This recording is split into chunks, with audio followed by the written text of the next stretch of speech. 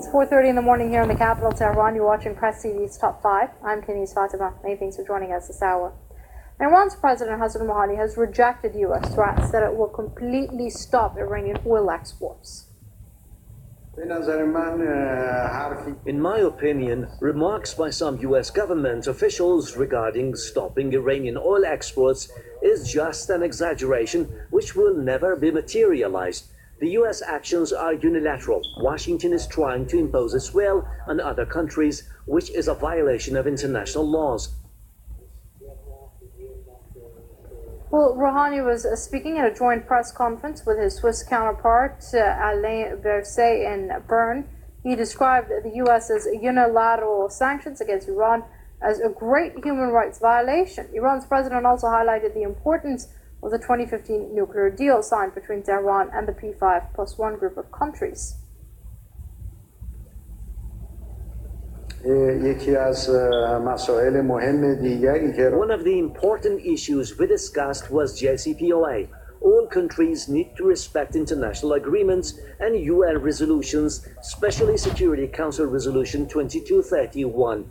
Both countries believe that the nuclear deal is a great diplomatic achievement and its survival is in the benefit of everyone. Rouhani warned that Iran will remain in the nuclear deal as long as its interests are preserved. For his part, the Swiss president, Alain Berset, said his country is still committed to the implementation of the historic accord. He said the multilateral agreement signed in 2015 has been endorsed by the UN Security Council. Berset also hailed Iran's role in bringing peace and security to the Middle Eastern region. During the meeting, the two sides pledged to expand bilateral ties in all fields, including banking, finance, and economy. Joining us via Skype from California is Pi Ian. He's an independent economic researcher. Many thanks for joining us here on Press TV, Mr. Ian. Now, first of all, let's talk about this U.S. threat of blocking all Iranian oil exports. It's something that the U.S. has been trying to drum up support for by sending envoys to various countries. Is this plan going to come to fruition? It's implausible economically and geopolitically, and I'll tell you why.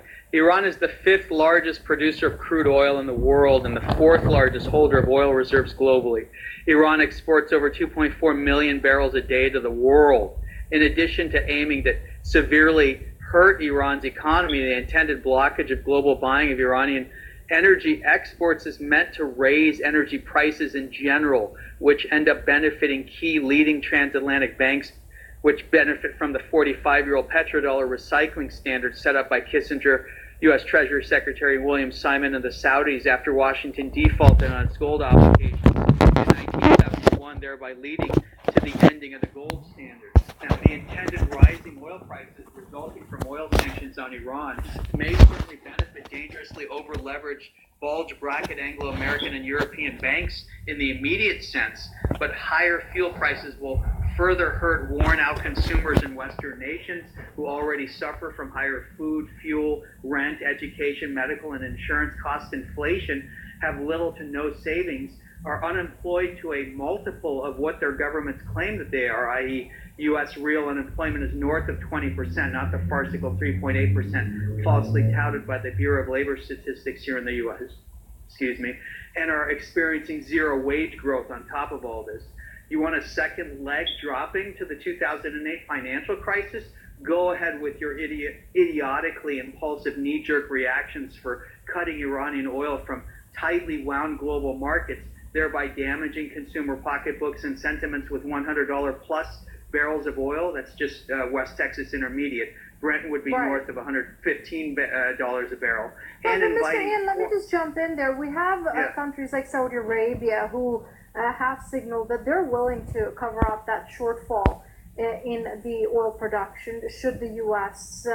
follow through with its plan. Now, there's also that question of will the other countries also go along with the U.S. plan? Will they also agree to not buy Iranian oil?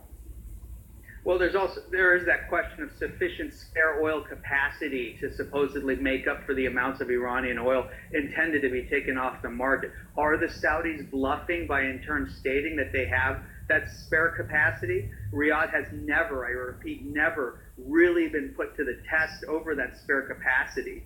The Saudis have never tested it before, and the world experienced $146 a barrel 10 years ago while the Saudis sat on their hands with regard to that spare capacity issue. But then perhaps that was all by design, again, because the oil price is wildly politicized to benefit petrodollar recycling banks, and being so, thus tend to be divorced from purely supply and demand explanations. Again, much of this is due to the deep lever of U.S. dollar pricing over oil, which needs to change. These sort of drastic, rash measures will expedite such changes. Coerced crises like this oil sanctions measure on Iran will help change. The Chinese will get sick of paying politically inflated prices due to dollar hegemony and will push through their petro-yuan platforms much faster while continuing to lend protection to their ally Iran geopolitically, alongside the Russians providing their assistance as well. And separately, Atlanticist leaders such as Netanyahu out of Israel and Trump himself are supposedly trying to appeal to Iran's domestic population, while Washington tries to stoke domestic unrest in Iran through economic acts of war, such as sanctions or preventing other nations from importing Iranian oil. But economic acts of war will hardly endear Iranians to the West. Rather, Iran's population will only entrench and become much more nationalistic, protective, and mobilized against attacks and acts of sabotage. Well, let's hope reason trumps greed. That's Pai Ian, independent economic researcher, joining us via Skype from California. Mr. Ian, it's always great having you with us here on Press TV.